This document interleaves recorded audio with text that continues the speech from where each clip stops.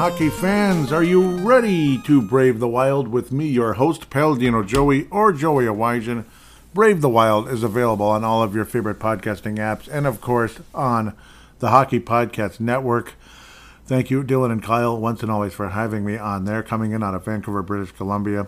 Thank you once and always for downloading and listening to this show.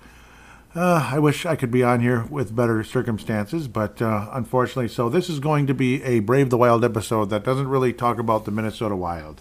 I was hoping to come on here celebrating a championship for the Minnesota Golden Gopher Hockey Club, who unfortunately lost to Quinnipiac in overtime, 3-2. Are you fucking kidding me? Here we go. God. Oh, what? Come on!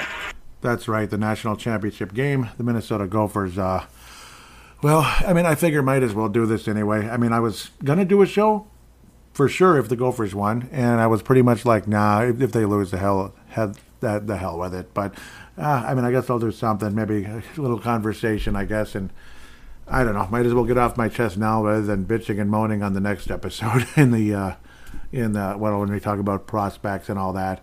Might as well just get it off my chest, and though I may have more to say at the time. But my heart definitely goes out to Brock Faber. Extremely heartbreaking, I'm sure, for him. He played a hell of a game. Really appreciate what he did. But when the Gophers went up 1-0, you felt good. But, of course, the 2014 Gophers went up 1-0. And, of course, many times you've seen teams go up 1-0. The Gophers went up 1-0 in the Frozen Four last year versus Mankato, and we saw what happened. It was just like, it changed.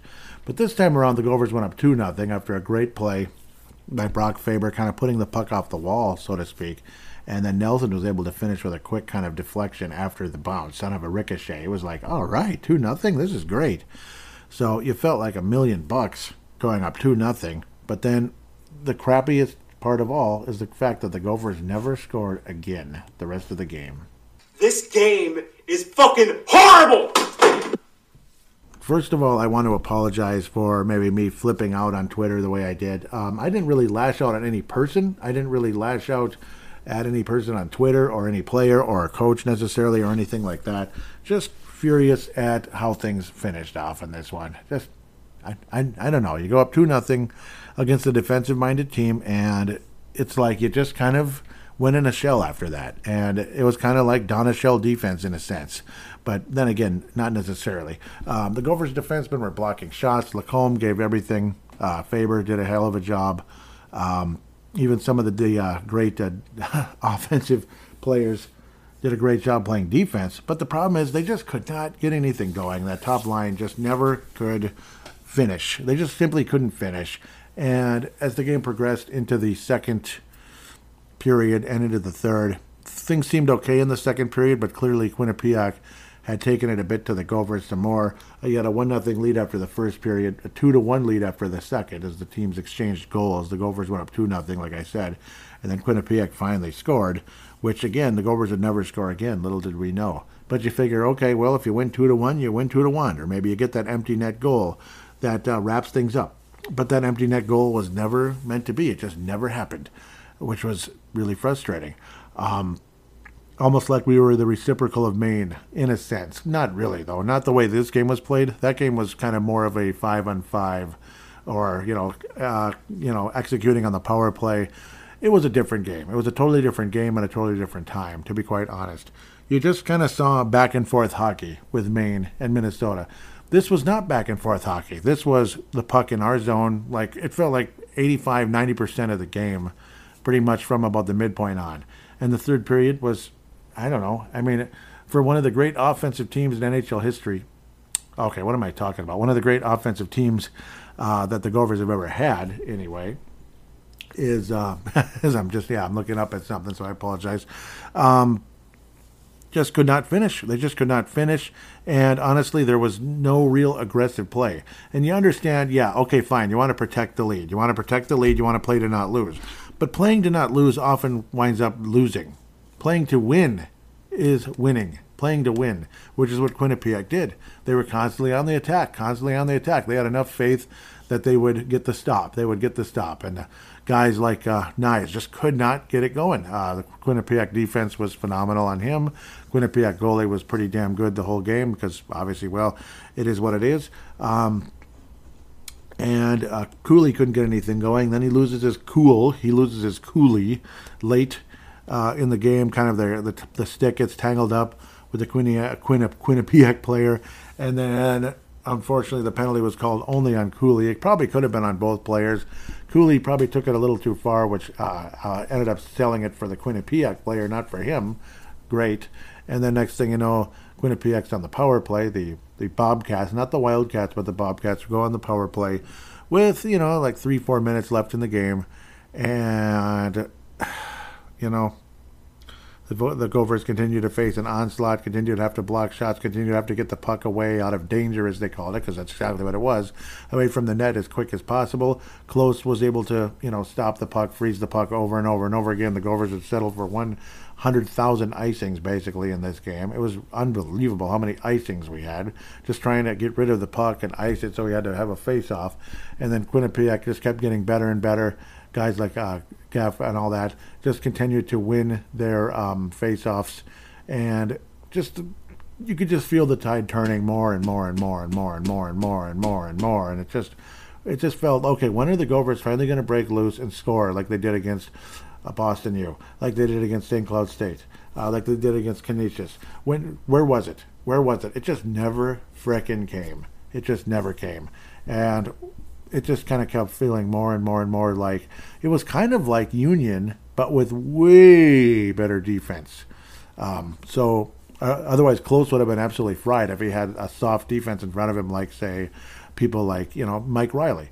Like how they just kept attacking Union, kept attacking and attacking and attacking to a point where Wilcox couldn't stop anything anymore. He's just like, hell with it. I can't do it. This is too much. And then he was completely fried, where they were scoring on, just wristers, like one-on-one with the goalie wristers from far away late in the game, and that's how Union ended up pulling away and winning 7-4, if I remember the score correctly. You try to block it out of your mind, but you can't, because people like me and probably many others out there, you want to win so bleeping bad that it just keeps replaying in your mind whether you want it to or not. It's like I don't know what it is, some kind of crazy photographic mind that hits you when your emotions really are attached to something. And games like tonight, of course, this is like, it's kind of like the New Orleans Saints game with the Vikings in a way, where it's just going to keep happening over and over and over again. Why the Gophers couldn't gain possession of the puck for like longer than like 5 seconds or less in the third period. Why the Gophers couldn't gain possession of the puck for that one time when it was of course 6-on-4 and then eventually 6-on-5, because the power play had ended, the Cooley penalty had ended. Obviously, with the goalie being pulled, that's why Quinnipiac had the extra skater, pardon me. Why the Gophers just could not get possession of the puck long enough. It was just split seconds, and then just kind of cough it back to the Quinnipiac players to keep it in the zone. Keep it in the Gophers zone, unfortunately. Again, they were able to maintain the zone pretty much nonstop from there on. And why the Gophers just could not gain possession of the puck enough to possibly get a good shot at an empty net to wrap it up 3-1. When then we could all celebrate, and I could come in here and do a very happy show and be and enjoy myself with all of you, with at least those of you that give a crap about the Gophers winning anyway. But it just ultimately wasn't meant to be. Damn it. And right now I have a Hartford Whalers hat that I've had for at least 5 years, I think. It's like brand new, basically, because I hardly ever wear it. From Mitchell & Ness. Beautiful Hartford Whalers hat. Not the navy blue color that they'd kind of adopted, later on in their franchise's history before moving to North Carolina to become the Hurricanes. Of course, Rod frickin' Brindamore. God, that figures. Rod Brindamore, yep. His son, of course, got 2 penalties in the game, and the young Brindamore now has a national championship.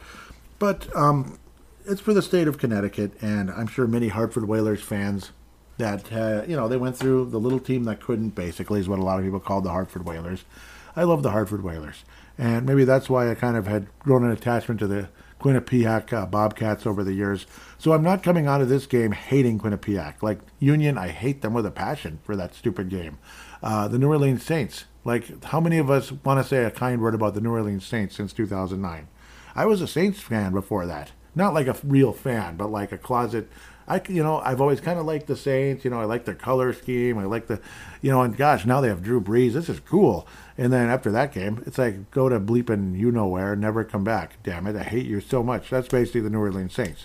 I'm not coming out of this hating Quinnipiac, even though I hate what happened. And I hate the strategy by Moscow as this game progressed, where it was just kind of that, I don't know, play to not lose, play to not lose, play to not lose, sit back, play to not lose, play to not lose. And once you did that, Quinnipiac built confidence because they continued to have opportunities after opportunity after opportunities. And then next thing you know, the puck finally got through. Klutz, it got through his legs and it got through the pads and all that cute stuff.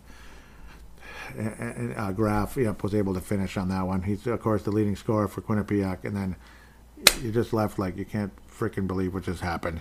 And you just knew it was kind of like Matt Kowalska all over again, but on the wrong end.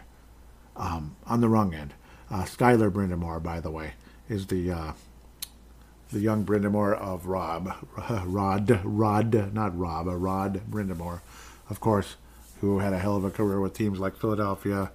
I'm pretty sure he played for the Hartford Whalers, right? But I know he was on Carolina for sure, obviously, and won a Stanley Cup with Carolina in 2006 with former Wild star Eric Stahl. He was one of the star players of the Wild for a bit there. Heck, he had over 40 goals in a season, 42, right? Or was it 43? I think he had 43. I think he did. Or no, it was 42, tied with Gabrick. 43 was, yeah, I don't know. I don't care. I want to move on. It was Williamson on the Golden Knights crazy season when they started out. But yes, I've calmed down, obviously. I'm not cursing at the Quinnipiac Bobcats, and I never really was. I was just like mad at the Gophers. Come on. Get it going. Let's go. And it just was never meant to be. Am I mad at Close? Of course not. Was I mad at Wilcox? At the time I was, but I didn't know what the hell I was talking about. And then it's like you realize you put two and two together. Oh, of course. I mean, just get the Gophers defense in 2014 was soft as hell. And honestly, I think this Gopher team would have been, it would have been just like Union if we had that soft defense from the 2014 Gophers. It would have probably been a 7-4 type of game. Probably, because that was like a wide open type of team. And it just, you just feel it, like words coming through my head, like the Gophers will never win another national championship with Don Lucia as head coach. Not because necessarily he's a bad coach, but it's over. That's it. Will this team ever win a national championship with Bob Motzko? I don't know, because there have been disappointing stretches with Bob Motzko in the NCAA tournament. You even had him lose to Air Force years ago with St. Cloud State, the number one team in the country. Kind of like the Gophers losing to Yale, or even worse, losing to frickin' because Yale went on to win the whole enchilada against Quinnipiac way back in 2013. Quinnipiac's first national championship game, they lost to Miracle Cinderella finalist Yale. So that was a Cinderella final, championship game, whatever, in many ways. Quinnipiac finally getting to a championship game. Well, they've only been in Division I for, since '99, interestingly enough. So this was year number 24. Happened a lot faster with them than us, didn't it? Think about it. When you think about the rich Gopher history and the players the Gophers have had, it is maddening beyond belief that this team doesn't have more national championships. This team should be up there with Michigan. We should be at least with Wisconsin with like 6. I believe Wisconsin has that many. It's maddening beyond belief. The John Mayasiches and such, I mean, you're telling me the team didn't win one national title in the 50s? Not one in the 60s, and then finally, the Herb Brooks era in the 70s, finally, national championship. It's like about bleeping time. And now we get to deal with Mike Hastings going to Wisconsin. It was kind of fun having them stuck for a while. But, they're I don't know, and it was kind of weird seeing Granado fail. I don't know why that happened, but it did. Yes, Wisconsin has 6. Yep, and they won in 2006. And they defeated the Gophers in 1981, which was just wonderful. I was so happy about that. So the Wisconsin Badgers were actually hanging around the Gophers the whole time that we were winning national championships in the Herb Brooks era for the most part. 73 was right before the Gophers' first title. 77 was right after our second title, I do believe, and not long before our third. And then 81 was right after the third, where unfortunately Brad Bruteau could not bring in his first national championship and then never won again, unfortunately. 82 and 2010, Wisconsin was runners-up. They were the runner-up in the national championship game. The Gophers have been runners-up many, many, many times, and we get to be runners-up again. We get to be the runner-up again. So it sucks. It really sucks. But I know some of you that listen to the show are, St. Cloud State fans. Maybe you're Badgers fans. Maybe you're, maybe you're Quinnipiac. I don't know. I doubt it, but it's possible. It's possible. Maybe you're, of course, there's many others. St. Cloud State, Mankato, Duluth, of course. I'm sure it's Bulldog fans listening. Well, I guess you still rule the state of Minnesota since 2011 at the very least, with 3 championships to 0 with everyone else. So, I mean, it is what it is. We get to be a runner-up again. We've been a runner-up now 8 times. 8. 5 and 8 in the championship game. That's not that good. I think the Gophers did make it twice in the 50s, so we did make it in the 50s. 53 and 54, those must have been both losses to Michigan. So maybe we would have lost our third to Michigan. Who knows? 71 even we lost. Jeez. Gosh. 75 we lost to Michigan Tech. I know that much. So 75 on, I know who we lost to. But the 50s, it had to be Michigan. Like, Michigan ruled sports in the 50s. Like, Detroit Lions were like the best team in the NFL back then. You realize that? Yeah. I think the Red Wings, I forget if they won in the 50s. I think it was way back in the 40s. So I don't know. Interesting to think that the Gophers had made their 40th NCAA tournament this year. It was number 40, but only 5 titles, which is great. Again, we'll take all 5 of them. Thank you. Praise be to God for our 5 championships. But what really sucks is we've lost 8 times. We've lost 8 times. You realize that? 53, 54, 71, and then 75 to Michigan Tech, 81 to the Wisconsin Badgers, 89 in overtime like this one to Harvard, 2014 to the frickin' Union, whatever they are, and I know, to Union, and 2023 to Quinnipiac, who finally brought home their first title. And well, what I don't like is frickin' UConn won their won the national championship in basketball. I'm not really excited about Connecticut basketball. I'm really not. Like, the women's teams won like 50 times, so I'm just sick of seeing the words UConn. And of course, UConn, since Khalid El-Amin won his national title there in '99, Khalid El-Amin, former Minneapolis North Star, they've all won. They've won 5 national championships overall, starting with that one. So I don't know. It sucks. It sucks to be us right now. It really does. Proud of our national championships, but they're a long time ago now. Kind of like the 2 Twins World Series. Very proud of them, but it's a long time ago now. But Quinnipiac can finally have a national championship. Little banner on Wikipedia. There it is. 2023 national champions. 3rd time was a charm. And I had a real bleeping scary feeling coming into that. I had a very scary feeling coming into this game, because the way Quinnipiac, they pretty much smothered up Michigan as well as they did, and then finished them off basically when they were able to get the lead. Ultimately, which is what the Gophers did not do in this game. We smothered them enough in terms of we were stopping their shots, blocking their shots, and Close was making some good saves and all that, and he really was. But when there was literally zero form of attack by the Gophers, that killed their chances. See, Quinnipiac eventually went on the attack versus Michigan and finished them off. The Gophers go on the attack versus Quinnipiac. We probably finished them off. Probably. But the Gophers did not finish off Quinnipiac because they never went on the attack. They just stayed back until, well, gosh darn it, now we're tied. Now what do we do? Okay, we're too scared to be aggressive, so, but if we stay back, it's impossible to win because you're not going to score if you're just going to stay back. So what's next? You lose. You go to overtime. The clock runs about, 5 seconds.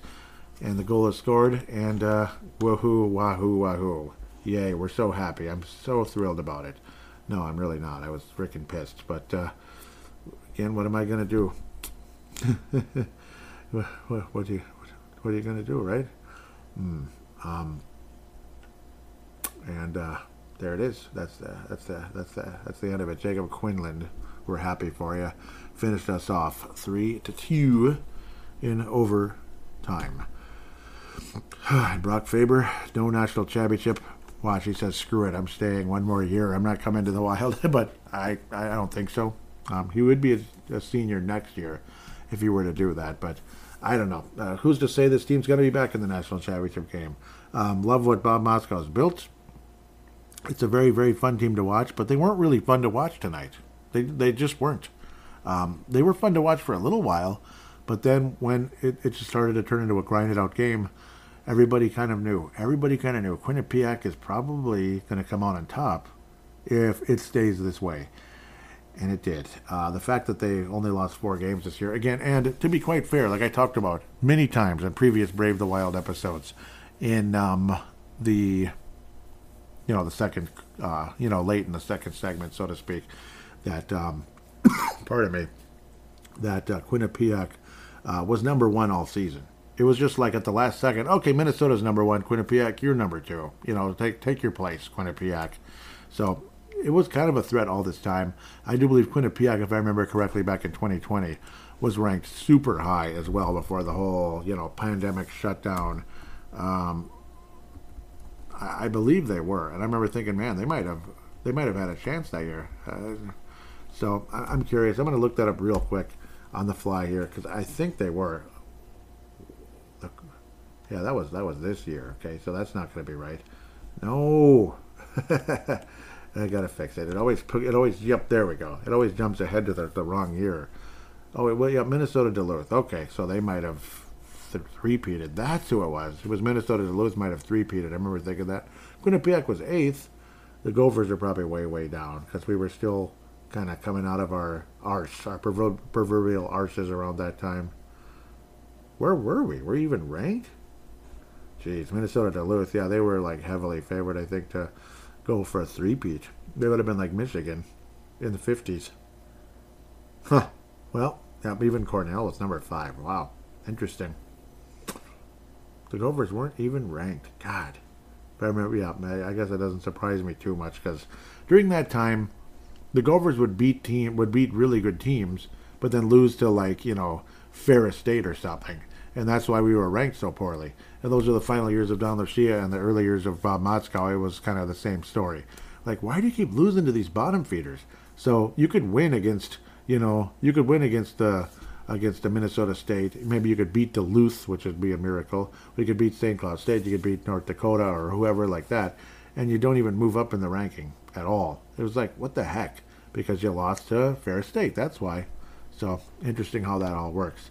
But that's what it was. That's what was sticking in my mind all this time was there was clearly a team that, had a real good chance at winning it that year. I forget if it was Quinnipiac or Duluth. It was Duluth.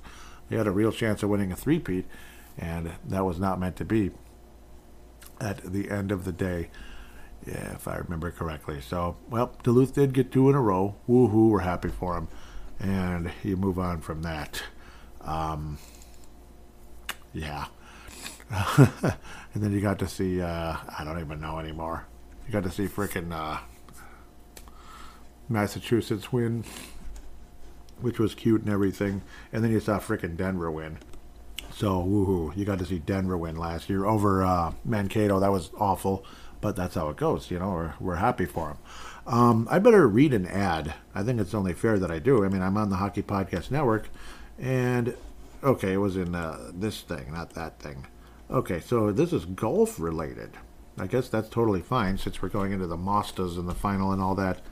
From tee to green, the best place to go to get in on all the action happening on the links is DraftKings Sportsbook.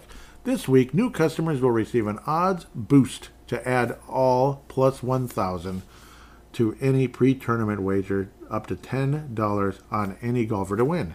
So, for example, if you are a new customer and you see a golfer to win the tournament at plus 1,000 odds. DraftKings will boost that golfer to plus 2,000 odds for your shot at a bigger payout.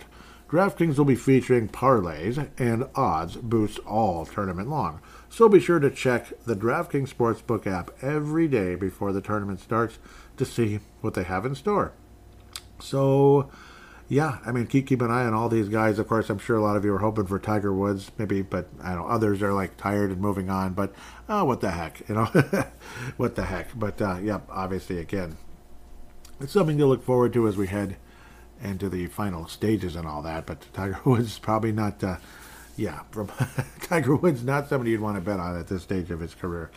Download the DraftKings Sportsbook app now. Use promo code THPN. That's the Hockey Podcast Network, and boost your odds during this week's tournament. That's code THPN, only on DraftKings Sportsbook. Yep. So ultimately, again, see show notes for details. Yep, so, yeah, it's not placed there, but that's what we normally say. So my apologies. Yep, something got messed up a little bit, the way it was printed out, I guess. So, apologies. On behalf of DraftKings, I apologize. Yes. Anyhow, again, what more do I have to say? Again, congratulations to Quinnipiac and the coach and all that good stuff. I've calmed down. I hate losing. I really hate losing, especially when you know we probably had this and then we didn't have it. It's just mind-boggling and maddening to the bone, I'm telling you. But congratulations to the state of Connecticut and all the Hartford Whaler fans. Brass Bonanza, do enjoy the da-da-da-da-da-da-da. When I heard the band doing that, I was thinking, oh, wow. And also, again, I may have said this earlier, but I'm going to say it now if I didn't. And I apologize if I'm just babbling and repeating myself all the time. But most of the teams out there, like obviously like a Michigan or whoever, I'm rooting. I was going to be rooting for Quinnipiac. Not because I love Quinnipiac so much, but because I like them. I don't love them. I like them. I love the Gophers. I like Quinnipiac a little bit. Like North Dakota. People that were rooting for North Dakota over Quinnipiac, it's like, what for? North Dakota hates us, so why would you want to root for them? But I truly doubt they're rooting for us. I bet they're dancing on our graves right now. Aha, you lost, na boo-boo. And I think, okay, well, thanks. I really appreciate the childish thing. I wasn't doing that to Michigan. I wasn't doing that to St. Cloud State when the Gophers won. Did you hear me doing that? I didn't do that. It would have been nice if St. Cloud State won the national title over Massachusetts. The only reason I cheered for Massachusetts in that game was because the goaltender was Lindbergh, who I'd written an article about just a few, like maybe a month earlier. So, I was cheering for Lindbergh. It's nothing personal. I like him. He was our prospect, and then he wasn't because he was too good for us. Damn it! He's like, I'm out. I'm out. You already drafted Wallstedt. I don't have any time for this crap. So, well, we'll see what happens. He's with Pittsburgh's organization now, and they could use some goaltending help, let me tell you. But they look pretty damn good against us. I'll do a normal Brave the Wild review. I'm not talking Wild games in this one, though. The Wild did just beat St. Louis, thank God, after not beating the Pittsburgh Penguins. And Gustav Nyquist and Kirill Kaprizov suited up versus St. Louis. So, good feeling. Wonderful feeling, to be quite honest. Gustav Nyquist, number 28. But you knew that before I did, right? Or you know that before I recorded the show and all that. So, the coach, of course, as well, Rand Pecknold. Talk about a guy who stuck with it and has been successful forever. That's with Quinnipiac. 581, 333, 100 ties. Ties or ties/overtime losses, but a .622 record, 29th season. So I can't even imagine what that felt like. So, you think about stuff like that, and then I stopped being so pissed off necessarily. Just very disappointed, damn it. But you feel good for him, Rand Pecknold. And unfortunately, I do feel that the announcers and all them were rooting for Quinnipiac, and I'm sure they were. Big bad Gophers, oh, evil. Quinnipiac, it's about time. Yeah, well, they got their championship, so it is what it is. Thank you, everybody, for listening to the show. Again, apologize if I might sound crazy. Obviously, I'm biased for the Gophers, yes, but I don't know. It's not like I was saying the refs screwed the Gophers. No, we screwed ourselves. Period. the Gophers screwed ourselves, and Quinnipiac, well, they did what they did all year, and they finally got their title. So that's pretty much where we're at this stage. Before I sign off, I'm going to probably do a miniature fan interaction segment since, people did respond to some of my rants and stuff. I hope I didn't lose anybody. I don't think I did, so I'm afraid I might have. But, Stuart Norris just joined. So thank you, Stuart Norris. Maybe you're a listener, maybe not, but thank you, Stuart. So maybe I'm still gaining, what do they call it? I'm still gaining followers on Twitter despite me going absolutely nuts. So thank you that didn't leave, I guess. I know on Purple Mafia, when I went on rants, I lost people on Twitter. But enough of that, sorry. I was saying what an incredibly awesome team. That was when the Gophers beat Boston U. See, why couldn't things turn out the way they did there? Derek liked it. What an absolutely awesome team. No matter how things have gone, they overcame. An incredible talent all around, praying that we can finish this off Saturday night. Does that sound like somebody that's super cocky, thinking the Gophers are going to roll over Quinnipiac? Or does that sound like somebody who's like, I hope we win. It's not going to be easy. That's what it sounded like. Derek Felska responds, and welcome back, Derek Felska. It's going to be a pretty good national championship. The immovable object, yeah, they really were, weren't they? Quinnipiac, who shut down a very potent Michigan team versus the unstoppable force, Minnesota. Classic showdown. I still feel Minnesota's blue line will be the X factor, just like I said a few weeks ago. And you know what? Despite all the frickin' staying back, they just about were. The Minnesota blue line deserves an extensive ovation because they survived an onslaught that could have been a 7-2 loss. That's how bad it was. That's how tough it was. And the strategy to play not to lose didn't help at all. So hopefully somehow, some way, this Gopher team can finish somebody off next year. Maybe we get an opponent that isn't quite as prepared to play us as Quinnipiac was, and hopefully we prepare better than we did, because I'm sick and tired of losing, man.